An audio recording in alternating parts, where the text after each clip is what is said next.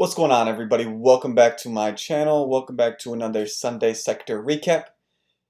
This week we had the sell that I've been anticipating, and it was a nice move down. But before we get into the charts, let's start here with our economic event calendar.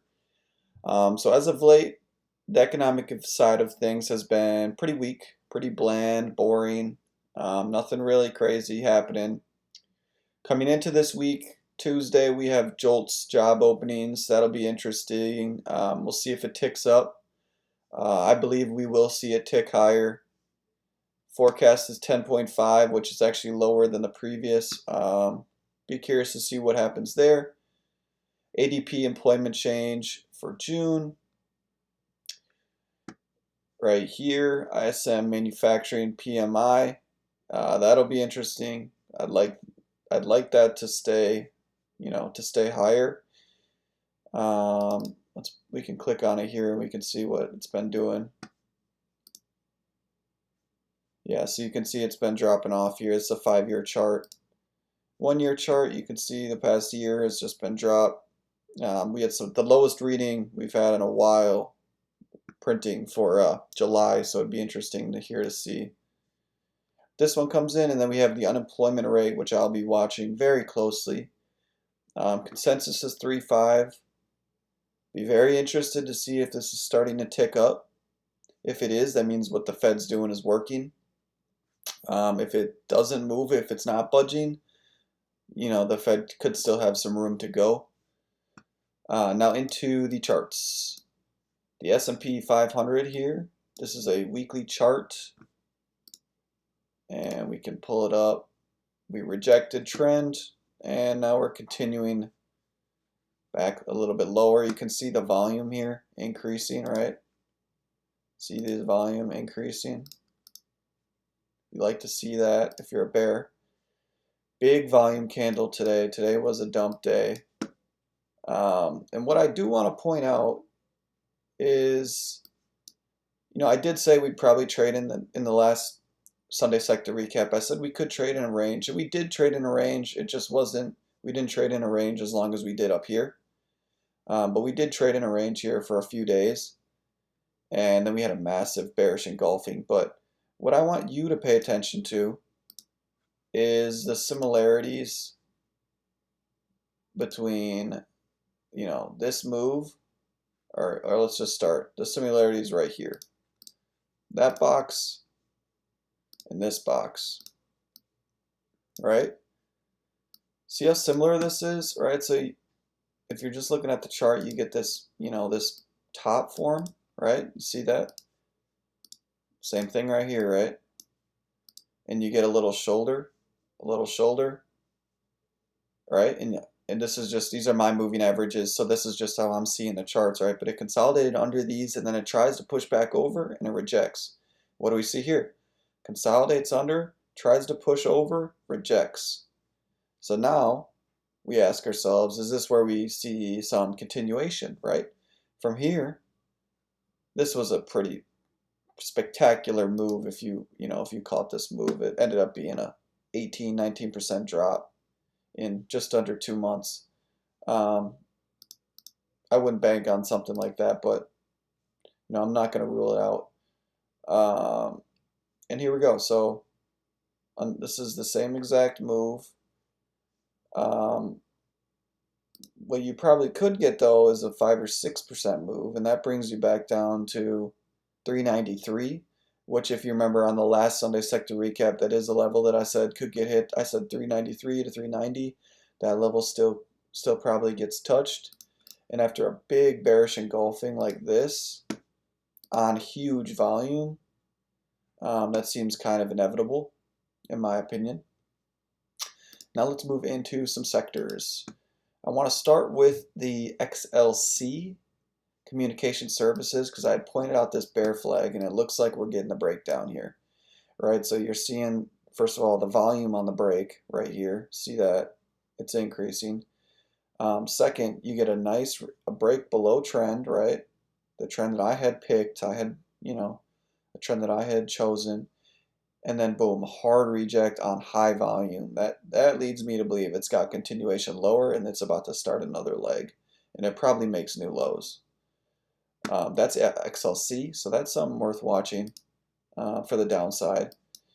And if you also remember, I was talking about, are these breakouts real? They look like they're breaking out, right, on the weekly, but the volume is weak, right? Remember I was saying that about a couple names or a couple sectors, in particular the tech sector, though, as well as semis and XLY. And yeah, as you can see here, break above, and now it's getting rejected here by this was the volume point of control on the weekly chart, and it went up, it pushed down below, it went up to test, and it rejected hard too, right, on increasing volume now, back-to-back weeks. This was a gap down and just a continued sell. So that's a heavy sell. That's not something that I would want to bottom pick or try to bottom pick. Moving into the semiconductor ETF, selling, but on, a little bit, it is still increasing volume, but they are finding buyers down here, semis are. So, and I think pretty much everyone in the world is bullish on semis, which maybe should lead you to believe that they go lower.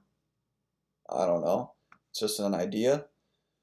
Let's move off semis though into financials. Remember, I had this level picked out last week. We talked about this 34.50, and here we are. You get above it, but now we're rejecting.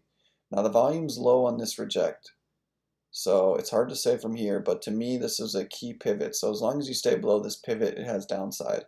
The pivot being 34.50. If it breaks above that and it holds above that, then maybe it's going to hold and it's going to push higher. But to me, this looks like it tried to break this downtrend and it got rejected. Moving on to energy. Energy had the breakthrough. We had this head and shoulders, this inverse head and shoulders that I had picked out. You can see these on the prior Sunday sector recap. I've given all these levels. These are all playing out nearly identical to how I said they would probably play out. Just I've seen a lot of charts in my time, so I kind of see what's happening. But if you can see here, the volume, it's what you want to pay attention to. 3 consecutive weeks now of increasing volume with this inverse head and shoulders, and you had this right here, these candles. All right, this is a trap, right? That's a big engulf. So now you finally get the push above. That leads me to believe this thing wants to try pushing back towards highs. At least filling this supply gap up here at 86, 87 for energy. Moving on into XLY, another one of the names that looks similar to tech. Acted like it wanted to break out and break below. One thing I did point out as well was this pattern, this candle pattern, just these 3 candles. If you pay attention to these 3 candles, right? And remember, I'm not sure if you will remember, but I said if you start to break below this candle low, anybody who was long here is going to start getting stopped out, right? So you're going to add sellers to the market as we get lower, as we break below this. And what do? We are breaking now below it. This is your pivot level. It's pretty easy, 161, 161.50, call it. It's just this last candle's low around that area. You could even go a little higher here, this 163 volume node. But you can see price here is clearly rejecting. To me, like I said, these are technical cooldowns. Technicals are way oversold. Now look, we get a push and now they're back towards 53, 55, right? That's the middle, that's the median, that's the average. So once you get back to the average, that's usually about where you start to see it reject. Moving on into healthcare, let's see what healthcare does. Healthcare, so if you go back and look, I did mention this could be a complex head and shoulders, right? So this would be a shoulder. This would be one of the heads, one of the 2 heads. This would be a head, and this would be a shoulder, right? And look where it rejected. I'll draw a line just so you can see, right on that shoulder level. That's interesting. That's really interesting. Could healthcare go lower from here? Strictly looking at that, yeah, could. So overall, I'm still in the camp that we have not seen the worst of it. People are still optimistic. I will say the U.S. economically, well, if you believe the data that's being put out, which is usually a lie in every country, mainly, governments don't like to tell the truth. That's not really something they're good at. There was the article that came out I talked about last week that was over 50% of companies are laying off workers. So that's not necessarily something you do when you're bullish about the economy, which means spending is probably going to come in, which means growth is probably going to come in. So those are something to think about.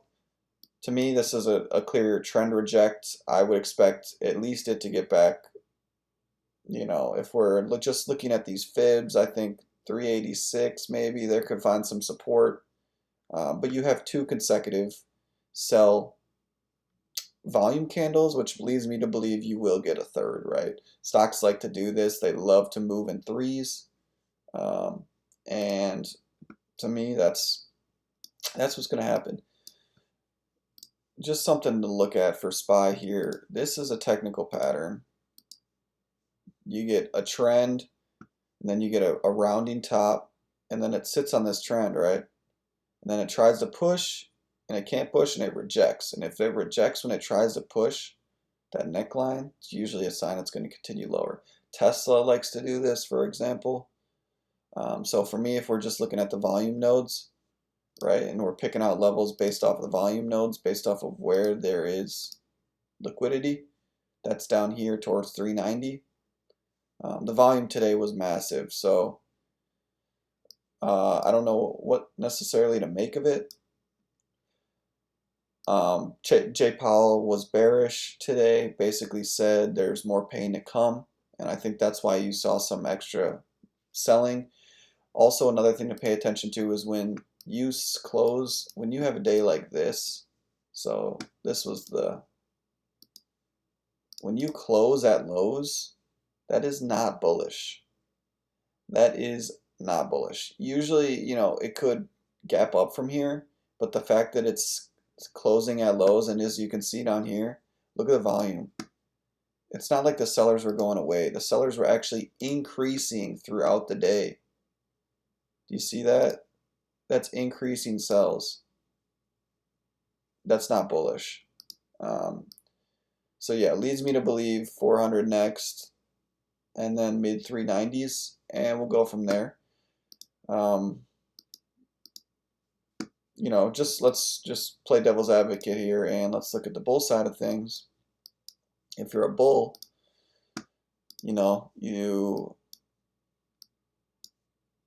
you're probably starting to look to get, dollar cost averaging into some names down here in 388s, 390s.